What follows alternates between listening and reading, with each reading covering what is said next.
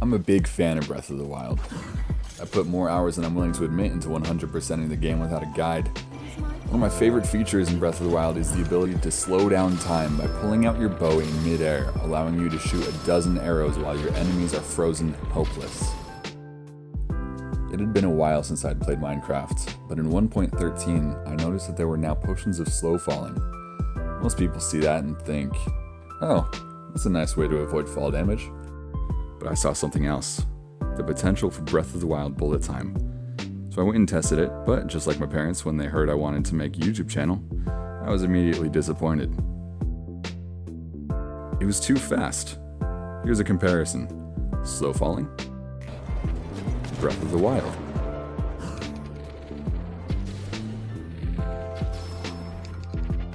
The player falls too fast for them to really be able to get any shots off.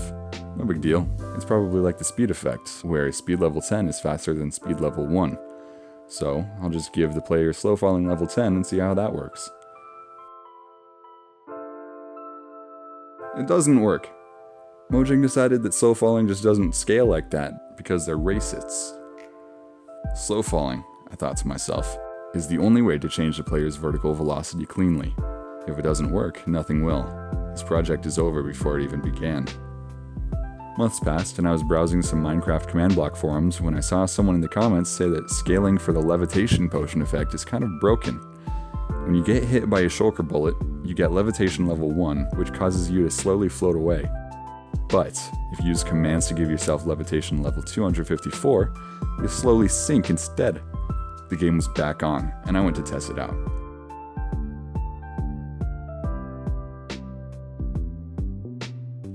Yes, this is something I can work with.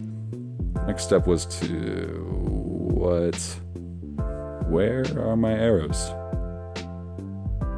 Crud. Why are they shooting in the air? What about what I'm doing could cause this?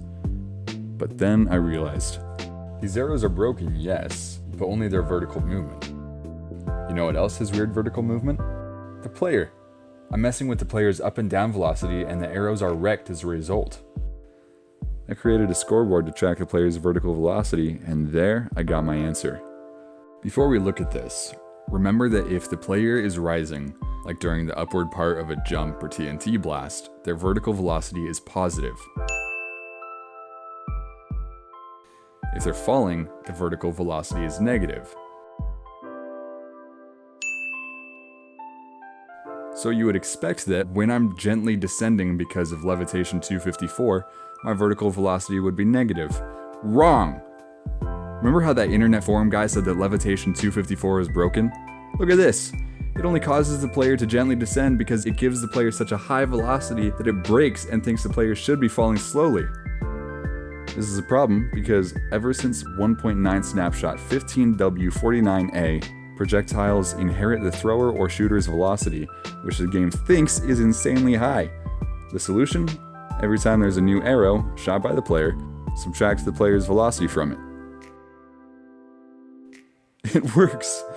Okay, as I was saying before, the next step is to only slow down the player if they are off the ground and holding a bow. Alright. In Breath of the Wild, time is frozen. In other words, mobs shouldn't be moving. So let's set their no AI data to be 1 for true. Let's also give the player the slowness effect to add a small zoom, and create particles around the player to make it feel like time is frozen.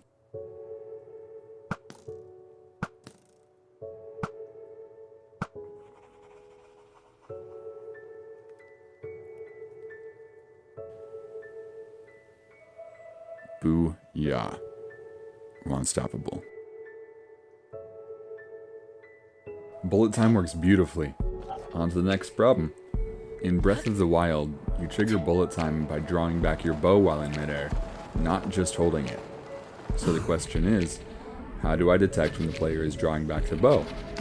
Well, the game has lots of built-in statistics I can track with commands. Placing blocks, opening chests, deflecting with your shield, so there's gotta be something I can use. The first thing I wanted was a way to detect right-clicks. If I could trigger commands on any right-click, I could start bullet time if the player right-clicks while airborne and holding a bow. No dice. Though there is a way to detect right-clicking if you're holding a carrot on a stick, But I don't want to enter bullet time when I'm holding a carrot on a stick, I want the bow. There's a statistic that tells you how long you've been crouching, so maybe there's a statistic for how long you've been drawing back the bow. Nothing there either. After much soul searching, and by that I mean I googled it, I saw someone say that if you right-click on an invisible villager with no trades, your Talk to Villagers score increases without opening the trade menu.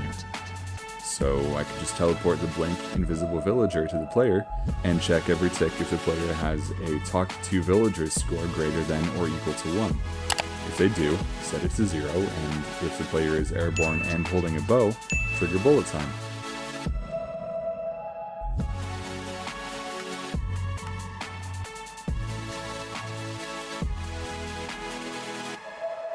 Okay, so there's a problem here.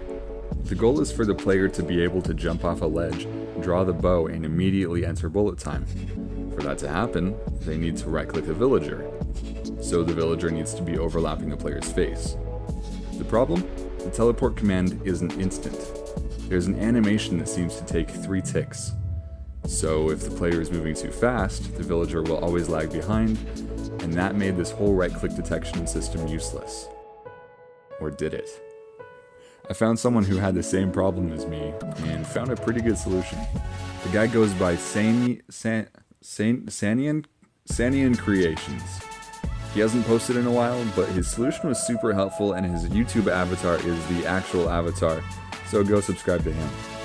So this is what it looks like when the mob, in this case the sheep, is being teleported to the player every tick. The solution this guy came up with changes it from that to this.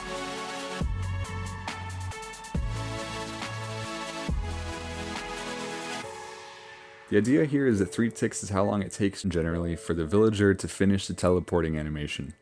So if we teleport it to where the player will be in 3 ticks instead of where they currently are, it should be accurate. So how do we know where the player will be in 3 ticks? Every tick, the player moves a certain distance, even if that distance is 0. If we multiply that distance by 3, we'll know where the player will be in 3 ticks, granted they don't change their speed. I'd love to explain further, but that involves some geometry, trigonometry, and maybe a bit of vector math. My channel is already deader than my social life during quarantine, so I won't do that to you guys. In return, subscribe. If you don't, you're letting the terrorists win.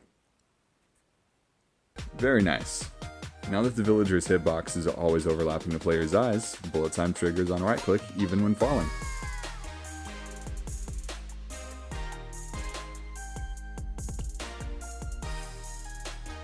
There's just one last thing before this works perfectly, and luckily for me, it's pretty easy. We need to add stamina. If the player is in bullet time, drain their stamina. If they run out of stamina, cancel bullet time. If they're on the ground, fill it back up. And with that done, bullet time is complete. I'm putting the download for this data pack in the description, but be aware, bullet time is just the beginning of the Breath of the Wild stuff in this pack. I'm gonna let you figure it all out yourself, but as a hint, you'd be a real champion if you succeeded. A lot of elements arose that I haven't even mentioned, and finding all of them without being told how to use them would be an uphill climb. If you thought this was impressive, cool, enjoyable, all that stuff I always wished I was, subscribe. This video took me over a month to make, not to mention the months actually creating the data pack. So let's just say I could use a motivation. Leave a comment down below to request more Breath of the Wild features or mechanics from different games altogether. Thank you for watching. I hope to see you next time.